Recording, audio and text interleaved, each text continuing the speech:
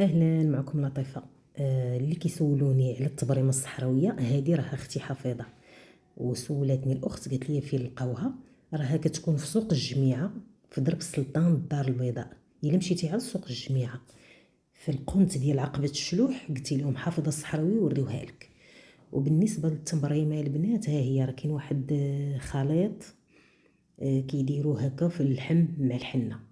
فيه النيله الزرقاء، فيه القرنفل، فيه الكركاديو، فيه الحماص، فيه الحلبه، فيه بزاف بزاف الحوايج. المهم هي راه عندها كل شيء في الحكاك وكتوريه لكم وكتشرح لكم. وعندها الحنه ديال الجسم والحنه ديال الشعر والحنه ديال اليد، كل حاجه بوحدها. وكاينه حتى هاد النفقه هذه خاصه للشعر اللي عنده تساقط الشعر. المهم راها كدار فيها بزاف د الحوايج. صافي انا وريتهم ليكم وراه هي راه غتشرح لكم. ها هي اختي، عقلوا عليها. وشكرا للبنات اللي مشاو لعندها واللي قالوا لها حنا جينا من طرف لطيفه. شكرا لله يخطيكم. وهي اختي راها قديمه في هذه البلاصه، كيعرفوها الناس وكاينين اللي ما كيعرفوهاش دابا، ومني قلتها لهم انا مشاو عندها. وشكرا لكم لله يخطيكم. واللي بغى يمشي مرحبا به.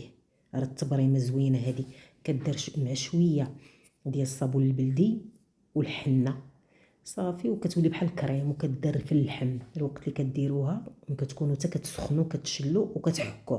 كاينين الناس اللي في الحكه الاولى كيخرج لهم الوسخ، كاينين اللي كيبقاو حتى ديك التحميمه الثانيه عاد كيخرج لهم. وغير هي اللي غنأكد عليكم، الناس اللي كتكون عندهم شي حساسيه ديال الجلد من الاحسن ما يستعملوهاش، والناس اللي لحمهم عادي وطبيعي وما عندهم حتى شي مشاكل يستعملوها. المهم راها زوينه. وكيف ما شفتوا راه فيها العكر الفاسي وفيها داك الطين الابيض الطين الوردي. المهم راه فيها بزاف، غير انا ما حافظاهمش. وانا راني درتها وجربتها غزاله ما شاء الله. ومرحبا بكم وسيروا عندها. واللي سولوني على واش كدير دوك التحاميل اولا كدير اللحسه وداك الشيء، لا اختي ما كديرش هذاك الشيء. صافي هي كدير غير هذه التبريمه، راها معروفه باهيه من زمان.